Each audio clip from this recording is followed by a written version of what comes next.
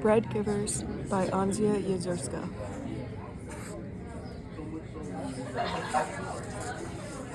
Chapter 1, Hester Street. I had just begun to peel the potatoes for dinner when my older sister Bessie came in, her eyes far away and very tired. She dropped on the bench by the sink and turned her head to the wall. One look at her and I knew she had not yet found work.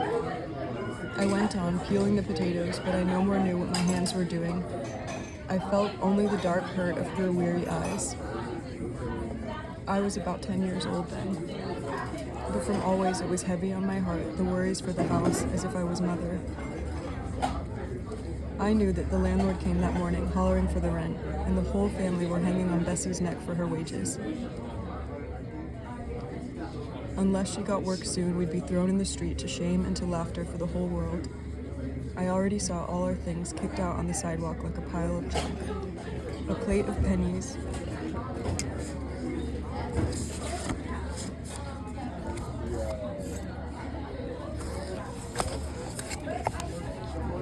like a beggar's hand reaching out of our bunch of rags. Each sign of pity from the passers-by, each penny thrown into the plate, was another stab into our burning shame.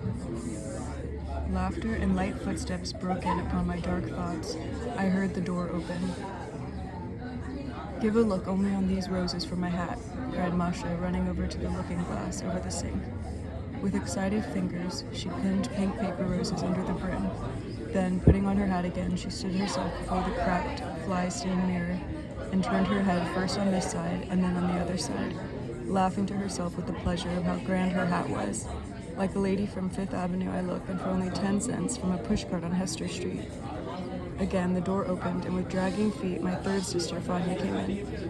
Bessie roused herself from the bench and asked, "New, any luck with you?" "Half the shops are closed," replied Fania. "They say the work can't start till they got a new president, and in one place, in a shirt factory where they had a sign, 'Girls Wanted,' there was such a crowd of us tearing the clothes from our bodies and scratching out each other's eyes in the mad pushings to get in first, that they had to call 2 fat policemen with thick clubs to make them stand still on a line for their turn, and after we waited for hours and hours, only 2 girls were taken." Masha looked up from the mirror. "Didn't I tell you not to be such a yock and kill yourself pushing on a line a mile long when the shop itself couldn't hold those that were already on the doorstep? All the time that you were wasting yourself waiting to get in, I walked myself through the stores to look for a trimming for my hat." "You heartless thing," cried Bessie. "No wonder father named you Empty Head. Here you go to look for work, and you come back with pink roses for your doll face." Undisturbed by the bitter words, Masha finished the last stitch and then hung up her hat carefully over the door. "I'm going to hear the free music in the park tonight," she laughed to herself with the pleasure before her. "And these pink roses on my hat to match out my pink calico will make me look just like the picture on the magazine cover." Bessie rushed over to Masha's fancy pink hat as if to tear it to pieces, but instead she tore her own hat from her head, flung it on the floor, and kicked it under the stove. Masha pushed up her shoulders and turned back to the mirror, taking the hairpins carefully from her long golden hair and fixing it in different ways. "It ain't my fault if the shops are closed. If I take my lunch money for something pretty that I got to have, it don't hurt you none." Worry or care of any kind could never get itself into Masha's empty head. Although she lived in the same dirt and trouble with us, nothing ever bothered her. Everywhere Masha went, men followed her with melting looks. And these melting looks in men's eyes were like something to eat and something to drink to her, so that she could go without her lunch money to buy pretty things for herself and not starve like the rest of us. She was no more one of us than the painted lady looking down from the calendar on the wall. Father's preaching and mother's cursing no more bothered her than the faraway noise from the outside street. When Masha walked in the street in her everyday work dress that was cut from the same goods and bought from the same pushcart like the rest of us, it looked different on her. Her clothes were always so new and fresh, without the least little wrinkle, like the dressed-up doll lady from the show window of the grandest department store. Like from a born queen, it shined from her. The pride in her beautiful face and her golden hair lifted her head like a diamond crown. Masha worked when she had work, but the minute she got home she was always busy with her beauty, either retrimming her hat or pressing her white collar, or washing and brushing her golden hair. She lived in the pleasure she got from her beautiful face, as Father lived in his holy Torah. Masha kept part of her clothes in a soap box under the bed.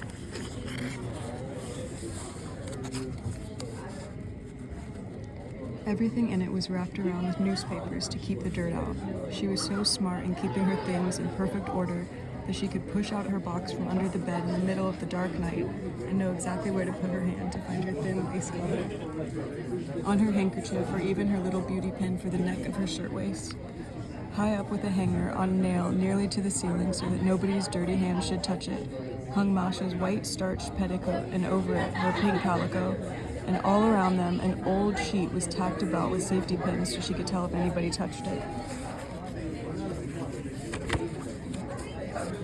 It was like a law in the house that nobody dared touch Masha's things, no more than they dared touch Father's Hebrew books or Mother's precious jar of jelly, which she always kept ready for company, even in the blackest times when we ourselves had nothing to eat. Masha came home with stories that in rich people's homes they had silver knives and forks, separate for each person, and new iron tablecloths and napkins every time they ate on them. And rich people had marble bathtubs in their own houses, with running hot and cold water all day and night long so they could take a bath anytime they felt like it, instead of having to stand on a line before the public bathhouse, as we had to do when we wanted a bath for the holidays. But these millionaire things were so far over our heads that they were like fairy tales. That time when Masha had work hemming towels in an uptown house, she came home with another new rich idea, another money-spending thing which she said she had to have. She told us that by those Americans, everybody in the family had a toothbrush and a separate towel for himself, not like by us, where we use one torn piece of a shirt for the whole family, wiping the dirt from one face onto another. "Empty head," cried Mother. "You don't own the dirt under their doorstep, and you want to play the lady?" But when the day for the wages came, Masha quietly went to the 5 and 10 store and bought not only a toothbrush and a separate towel for herself, but even a separate piece of soap. Mother tore her hair when she found that Masha made a leak of 30 cents in wages, where every cent had been counted out. But Masha went on brushing her teeth with her new brush, wiping her face with her new towel, and from that day the sight of her toothbrush on the shelf and her white fancy towel by itself on the wall was a sign to us all that Masha had no heart, no feelings, that millionaire things willed themselves in her empty head, while the rest of us were wearing out our brains for only a bite in the mouth. As Mother opened the door and saw all my sisters home, the market basket fell from her limp arm.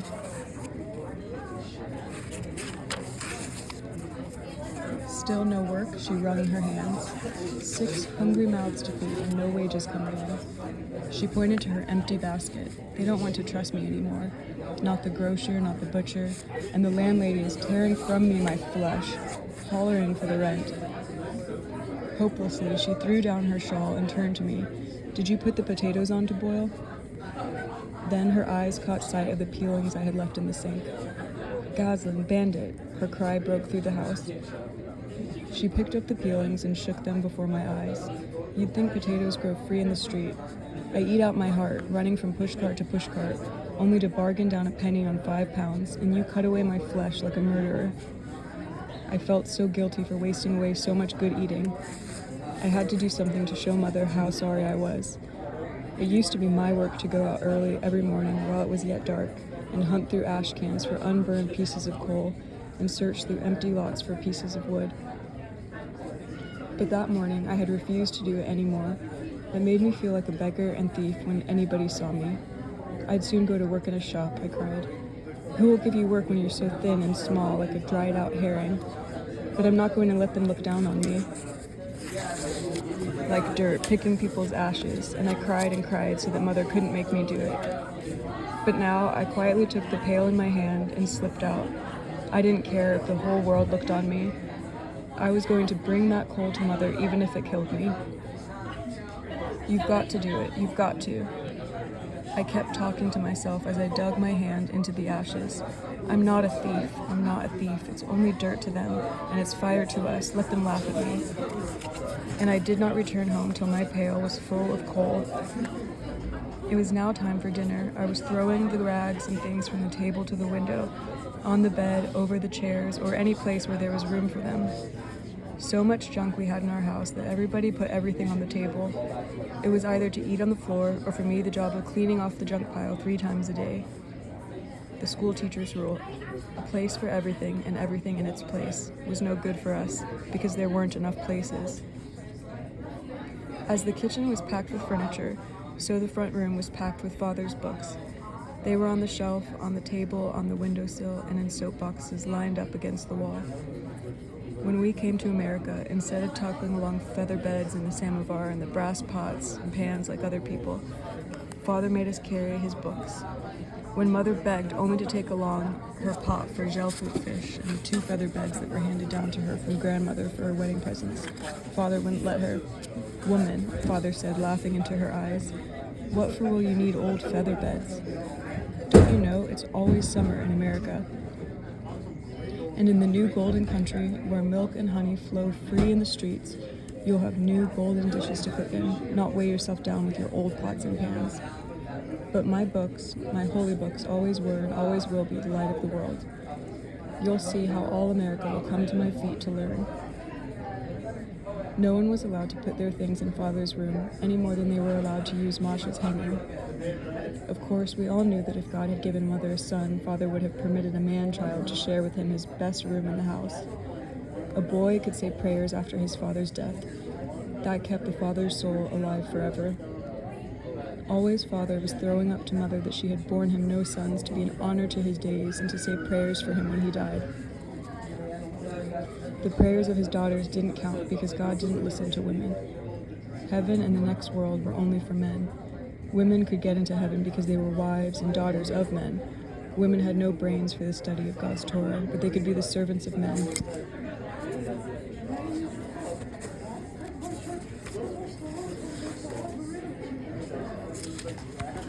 Who studied the Torah.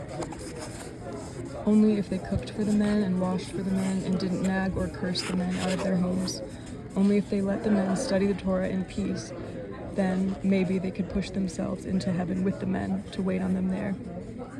And so, since men were the only people who counted with God, Father not only had the best room for himself, for his study and prayers, but also the best eating of the house. The fat from the soup and the top from the milk went always to him.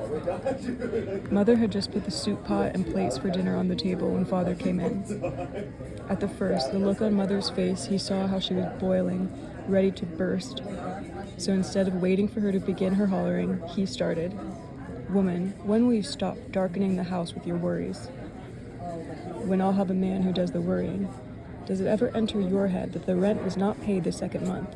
And that today we're eating the last loaf of bread that the grocer trusted me?"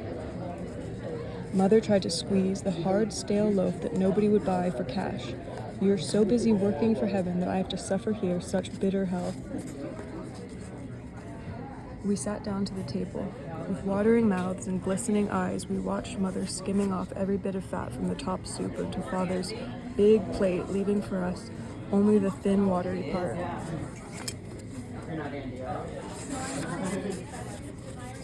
We watched Father bite into the sour pickle, which was special for him only, and waited, trembling with hunger, for our portion. Father made his prayer, thanking God for the food. Then he said to Mother, "What is there to worry about as long as we have enough to keep the breath in our bodies? But the real food is God's holy Torah." He shook her gently by the shoulder and smiled down at her. At Father's touch, Mother's sad face turned into smiles. His kind look was like the sun shining on her. Shenna, he called her by her first name to show her he was feeling good. "I'll tell you a story that will cure you of all your worldly cares." All faces turned to Father. Eyes widened, neck stretched, ears strained not to miss a word. The meal was forgotten as he began. Rabbi Chanina Bendosa was a starving poor man who had to live on next to nothing. Once his wife complained, "We're so good, so pious, you give up nights and days in study of the Holy Torah. Then why don't God provide for you at least enough to eat, rich as you want?" said Rabbi Chanina Bendosa. "All right, woman, you shall have your wish." That very evening he went out into the fields to pray. Soon the heavens opened and a hand reached down to him and gave him a big chunk of gold. He brought it to his wife and said, "Go, buy with this all the luxuries of the earth." She was so happy as she began planning all she would buy next day. Then she fell asleep, and in her dream she saw herself and her husband sitting with all the saints in heaven. Each couple had a golden table between themselves. When the good angel put down for them their wine, their table shook so that half of it was spilled. Then she noticed that their table had a leg missing, and that is why it was so shaky. And the good angel explained to her that the chunk of gold that her husband had given her the night before was the missing leg of their table. As soon as she woke up, she begged her husband to pray to God to take back the gold he had given them. "I'll be happy and thankful to live in poverty as long as I know that our reward will be complete in heaven." Mother licked up Father's every little word, like honey. Her eyes followed his shining eyes as he talked.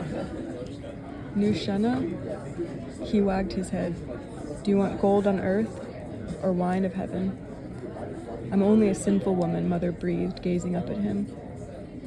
Her fingers stole a touch of his hand as if he were the king of the world. "God be praised for the little we have. I'm willing to give up all my earthly needs for the wine of heaven with you. But Moisha?" She nudged him by the sleeve. "God gave us children. They have a life to live yet, here on earth. Girls have to be married. People point their fingers on me. A daughter, 25 years already, and not married? No dowry to help her get married? Woman, stay in your place." His strong hand pushed her away from him. "You're smart enough to bargain with the fish peddler, but I'm the head of this family. I give my daughters brains enough to marry when their time comes, without the worry of a dowry." "Nu, you're the head of the family." Mother's voice rose in anger. "But what will you do if your books are thrown in the street?" At the mention of his books, Father looked up quickly. "What do you want me to do?" "Take your things out from the front room to the kitchen so I could rent your room to boarders. If we don't pay the rent very soon, we'll all be in the street." "I have to have a room for my books. Where will I put them?" "I'll push my things out from under the bed, and you can pile up your books in the window to the top. Nothing but darkness comes through that window anyway." "I'll do anything, work the nails off my fingers, only to be free from the worry for rent." "But where will I have quiet for my studies in this crowded kitchen? I have to be alone in a room to think with God. Only millionaires can be alone in America." By Zalman the fish peddler, they're squeezed together 12 people in one room. The bedroom and the front room his wife rents to boarders. If I could cook their suppers for them, I could earn yet a few cents from their eating. Woman, have your way. Take in your boarders, only to have peace in the house. The next day, Mother and I moved Father's table and his chair with a back and a cushion to sit on into the kitchen. We scrubbed the front room as for a holiday. Even the windows were washed. We pasted down the floppy wallpaper, and on the worst part of the wall, where the plaster was cracked and full of holes, we hung up calendars and pictures from the Sunday newspapers. Mother sent me to Muminka, the herring woman on the corner, for the loan of a feather bed. She came along to help me carry it. "Long years on you," cried Mother as she took the feather bed from Muminka's arm. "Long years and good luck on us all," Muminka answered. Muminka worked as hard for the pennies as anybody on the block, but her heart was big with giving all the time from the little she had. She didn't have the scared, worried look that pinched and squeezed the blood out of the faces of the poor. It breathed from her the feeling of plenty, as if she had Rockefeller's millions to give away. "You could charge your boarders twice as much for the sleeping if you gave them a bed with springs instead of putting the feather bed on the floor," said Muminka. "Don't I know what a bed with a spring is a good thing? But you have to have money for it." "I got an old spring in the basement, I'll give it to you. But the spring needs a bed with feet. Do as I done, put the spring over 4 empty herring pails, and you'll have a bed fit for the president. Now, put a board over the potato barrel and a clean newspaper over that, and you'll have a table. All you need yet is a soapbox for a chair, and you'll have a furnished room complete." Mominka's bent old body tottered around on her lame foot as she helped us. Even Mother forgot for a while her worries, so like a healing medicine was Mominka's sunshine. "Ah," sighed Mother, looking about the furnished room complete. "God should only send a man for Bessie to marry herself in good luck." Here's your chance to get a man for her without the worry of a dowry. If God is good, he might yet send you a rich boarder. From the kitchen came Father's voice, chanting, "When the poor seek water and there is none, their tongue faileth for thirst. I, the Lord, will hear them. I, the God of Israel, will not forsake them." Mother put her hand over Muminka's mouth to stop her talking. Silent, breathless, we peeked in through the open crack in the door. The black satin skull cap tipped on the side of his head said of his red hair and his long red beard, and his ragged satin coat from Europe made him look as if he had just stepped out of the Bible. His eyes were raised to God, his two white hands on either side of the book, his whole body swaying with his song. "And I will bring the blind by a way that they know not. I will lead them in paths that they have not known. I will make darkness light before them, and crooked things straight. These things will I do unto them, and not forsake them." Mother's face lost all earthly worries. Forgotten were beds, mattresses, boarders, and dowries. Father's holiness filled her eyes with light. "Is there any music on earth like this?" Mother whispered to Muminka. "Who would ever dream that in America, where everything is only business and business, in such a lost corner as Hester Street, lives such a fine, such a pure silken soul as Reb Smolinski? If he was only so fit for this world, like he is fit for heaven, then I wouldn't have to dry out the marrow from my head worrying for rent." His voice flowed into us deeper and deeper. We couldn't help ourselves. We were singing with him. "Sing, O heavens, and be joyful, O earth, and break forth into singing, O mountains, for the Lord hath comforted his people." Suddenly it grew dark before our eyes. The collector lady from the landlord. We did not hear her till she banged upon the door. Her hard eyes glared at Father. "My rent," she cried, waving her thick diamond fingers before Father's face. But he didn't see her or hear her. He went on chanting, "Awake, awake, put on strength, O arm of the Lord. Awake as in ancient days, in the generations of old. Art thou not he that hath cut Rahab and wounded the dragon?" "Schnurr!" shrieked the landlady, her fat face red with rage. "My rent!" Father blinked his eyes and stared at the woman with a far-off look. "What is it? What do you want?" "Don't you know me? Haven't I come often enough? My rent, my rent, my rent I want." "Oh, your rent." Father met her angry glare with an innocent smile of surprise. "Your rent. As soon as the girls get work, we'll pay you, little by little." Pay me out, little by little. The cheek of those dirty immigrants. A fool I was, giving them a chance another month. "But we haven't the money." His voice was kind and gentle, as hers was rough and loud. "Why haven't you the money for rent?" she shouted. "The girls have been out of work." Father's innocent look was not of this earth. "Hear him only, the dirty do-nothing. Go to work yourself. Stop singing prayers, then you'll have money for rent." She took one step towards him and shut his book with such anger that it fell at her feet. Little red threads burned out of Father's eyes. He rose slowly, but quicker than lightning, flashed his hands. A scream broke through the air. Before we had breath enough to stop him, Father slapped the landlady on one cheek, then on the other, till the blood rushed from her nose. "You painted piece of flesh," cried Father. "I'll teach you respect for the Holy Torah." Screaming, the landlady rushed out, her face dripping blood as she ran. Before we knew what or where, she came back with 2 policemen. In front of our dumb eyes, we saw Father handcuffed like a thief and taken away to the station house. Bessie and Fania came home still without work. When they heard that Father was arrested, it was as though their heads were knocked off. Into this thick sadness, Masha came, beautiful and smiling like a doll from a show window. She hung up her hat with its pink roses on her nail on the wall, and before she had time to give a look at her things in the box to see that no one had touched them, she rushed to the mirror, and with her smile of pleasure in herself, she said, "A man in the place where I was looking for work asked to take me home, and when I wouldn't let him, still he followed me. The freshness of those men. I can't walk the street without a million eyes on after me." Silence and gloom were her only answer. Masha stopped talking, turning from the mirror for the first time, gave a look at us. "What happened? It's like a funeral in this house." The landlord's collector lady was here, and, well, what of it? She was hollering for the rent. Then why didn't they pay her the rent? Asked the innocent doll-face. Don't everybody pay rent?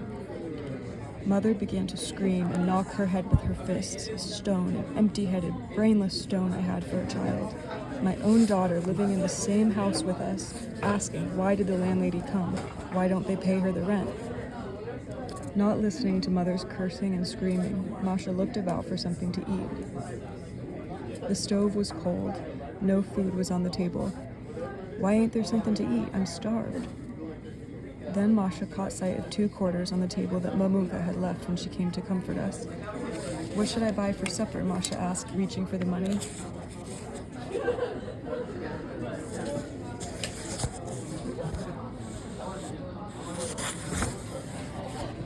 Before she could get to the quarters, I leaped to the table and seized one of them. Mama, I begged, let me only go out to peddle with something. I got to bring in money if nobody's working. Woe is me, Mother cried. How can I stand it? An empty head on one side and a craziness on the other side. Nobody is working. We got to eat. I kept begging. If only I could peddle with something, I could bring in money. Let me alone, crazy head. No wonder your father named you Blut und Eisen. When she begins to want a thing, there's no rest, no let up till she gets it. It wills itself in you to play peddler and waste away the last few cents we got. As long as we're not working, said Bessie, whatever Sarah will earn will be something. Even a few cents will buy a loaf of bread.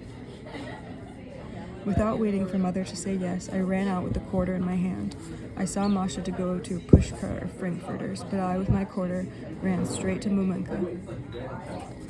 I got to do something. I yelled like a fire engine. Nobody's working by us. Nobody. What should I buy to sell quick to earn money?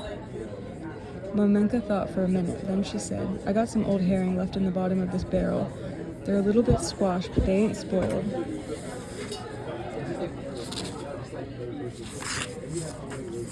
And you'll be able to sell them cheap because I'll give them to you for nothing. No, I'm not a beggar, I cried. I want to go into business like a person. I must buy what I got to sell. And I held up the same quarter that Momenka had given Mother. Good luck on you, you little heart. Momenka's eyes smiled into mine. Go, make yourself for a person. Pick yourself 25 herring at a penny. You can easily sell them at 2 cents, maybe the ones that ain't squeezed for 3. On the corner of the most crowded part of Hester Street, I stood myself with my pail of herring. Herring, a bargain in the world. Pick them out yourself, 2 cents apiece. My voice was like dynamite, louder than all the pushcart peddlers, louder than all the hollering noises of bargaining and selling. I cried out my herring with all the burning fire of my 10 old years. So loud was my yelling for my little size that people stopped to look at me, and more came to see what the others were looking at. Gave only a look on the saleslady, laughed a big fat woman with a full basket. Also a person, laughed another, also fighting already for the bite in the mouth. How old are you, little skinny bones? Ain't your father working? I didn't hear. I couldn't listen to their smartness. I was burning up inside with my herring to sell. Nothing was before me but the hunger in our house, and no bread for the next meal if I didn't sell the herring. No longer like a fire engine, but like a house full of hungry mouths, my heart cried, herring, 2 cents apiece. First, one woman bought, and then another and another. Some women didn't even stop to pick out the herring, but let me wrap it up for them in a newspaper without even a look if it were squashed or not. Before the day was over, my last herring was sold. I counted my greasy 50 pennies, 25 cents profit. Richer than Rockefeller, I felt. I was always saying to myself, if I ever had a quarter or a $50, I'd run away from home and never look on our dirty house again. But now I was so happy with my money, I didn't think of running away. I only wanted to show them what I could do and give it away to them. It began singing in my heart, the music of the whole Hester Street. The pushcart peddlers yelling their goods, the noisy playing of children in the gutter, the women pushing and shoving each other with their market baskets. All that was only hollering noise before melted over me like a new beautiful song. It began dancing before my eyes, the 25 herring that earned me 25 cents. It lifted me in the air, my happiness. I couldn't help it. It began dancing under my feet, and I couldn't stop myself. I danced into our kitchen, and throwing the 50 pennies like a shower of gold into my mother's lap, I cried, "Now will you yet call me crazy head? Give only a look what blood and iron has done."